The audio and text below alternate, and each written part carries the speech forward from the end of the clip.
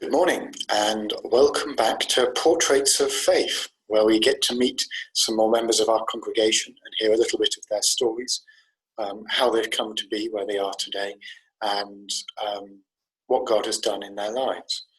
And I'm very pleased to be joined today by Hugh, who many of you from St Mark's will know well from the morning service and from other occasions. And I'm going to be interviewing Hugh a little bit, and we'll hear some of his story. So Hugh, welcome. Thank you. Let me kick off with a hopefully easy question. Have you always lived around Peterborough? No, I haven't. How I came to live in Peterborough is a slightly complicated story, but you probably don't want to hear all the details. But I grew up in Taunton, in Somerset. Then I moved away to university, and after that I got married fairly soon after I left university and moved with my then wife to Kent, and we lived in Kent for for 12 years or so. Then there was a complicated and difficult period after our marriage broke down, but in the end, I moved up to Peterborough partly around about Easter 2016, and then when my son Ben left school in Kent and went away to university. At that point, I left Kent altogether and moved here, and it was that point that Fiona and I bought our house here in Park Road, and we started going to St Mark's. So would you say you've always been a Christian? Have you always thought of yourself as a Christian, or has it been a new development? Yes, I have, and I have always. I cannot remember a time when I have not known the love of God. I am enormously fortunate to have grown up in a Christian household. Both my parents are Christian and have been worshipping members of churches throughout their lives, and that was what I grew up into and grew up with. And that has meant that I have always known God, and although through the course of my life there have been times when I have been perhaps closer to God than at others, nevertheless, as I say, there has never been a time when I have not believed and known and experienced the love of God to some degree. So if I was to ask you now, why are you a Christian? What would you say? I am a Christian because I know it to be true what I have experienced. I have always known the love of God, as I was saying, and I have always known Jesus. And although there have been times, and there still are times, when bits of the Christian faith don't make sense, I can't understand them. I can't. There are, of course, most of all, difficult things happening in the world which make you think, well, if there's a God, why is this happening? And I suppose now, of all times, during the coronavirus outbreak, that question, I'm sure, has occurred to everybody. But I am a Christian and remain a Christian because of that relationship which I have and have always had with God. And He is real to me in a very personal way, but also in a corporate way through the church and through my fellowship with other Christians.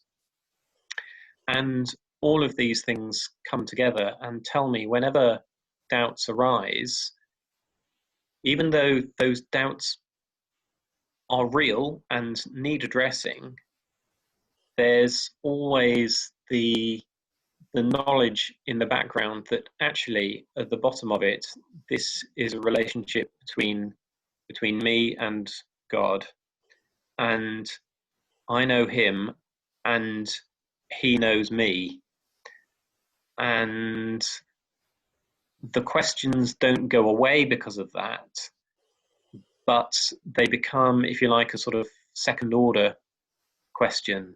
I've never fundamentally doubted the truth of the Christian gospel because it has been real to me in a very personal way.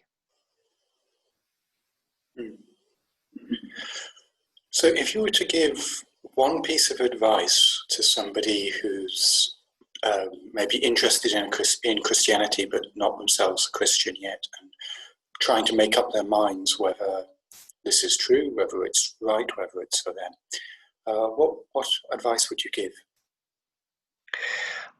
I spent quite a long time, particularly as you might expect when I was at university, trying to come to what I felt was a really deep intellectual understanding of the Christian faith, and I don't think I was ever quite arrogant enough to think, well, I've got to prove this is true intellectually, but I think I was going in that direction, and that's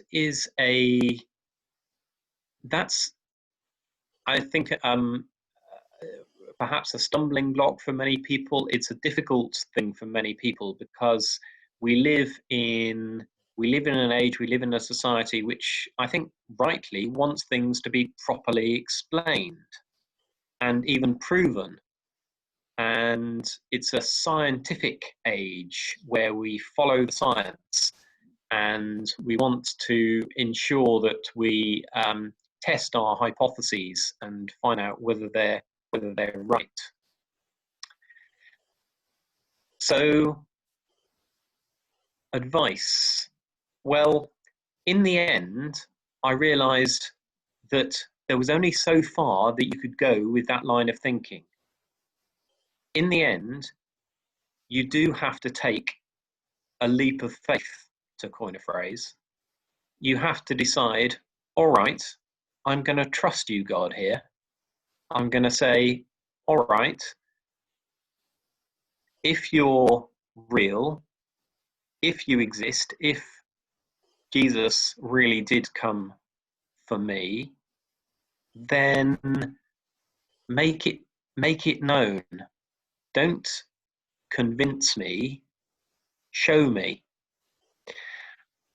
And you have to open yourself up. It's a difficult thing to do, particularly, as I say, in a society which rightly, increasingly prides itself on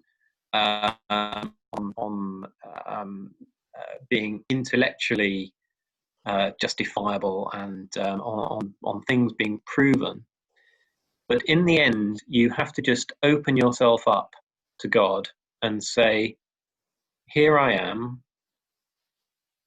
I trust you to show me who you are and what you are like.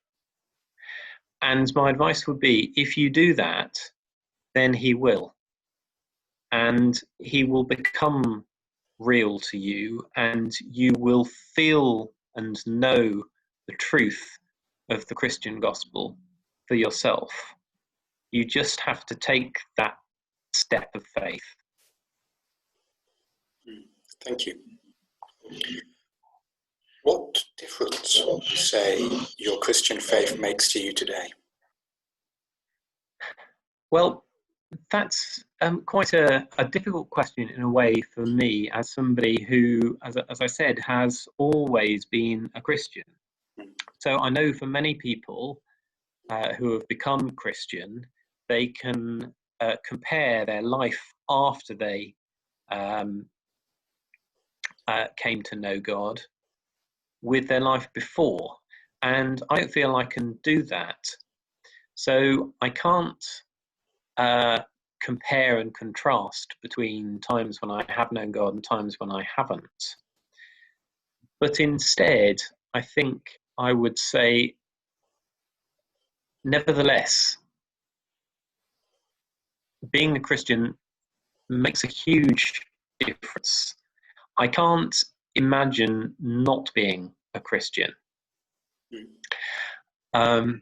Being a Christian guides my whole way of thinking about the world, and in particular, and I think this is true, I believe this to be true, and I hope that others, that those who know me can see that it's true, but in particular, I think it guides my relationships with other people, because I know that if I am a Christian, I am required to show God's love, and I need to show God's love to other people. And it's in showing God's love to other people that other people can know what God is like as well. Now, I do that very, very imperfectly. And I'm sure that, anybody who is Christian themselves will know that it's a constant struggle to do that. And anybody who's not a Christian will certainly be able to point to the behavior, sadly, of Christians and say, no, you have not reflected the love of God. And I'm sure that that is true of me as well. But as a sort of guiding principle of the way that I try to live my life, and the way in particular that I interact with other people and the relationships that I have with other people, then showing the love of God is absolutely key. And that's perhaps the biggest difference which being a Christian makes. I hope that's true. That's great, thank you. Thank you very much for joining us, Hugh, and telling us a little bit of your story. What's one thing you'd like us to pray for you? Oh, that's a very good question. Sorry, I didn't warn you, I was going to ask that. No, that's fine. So, I think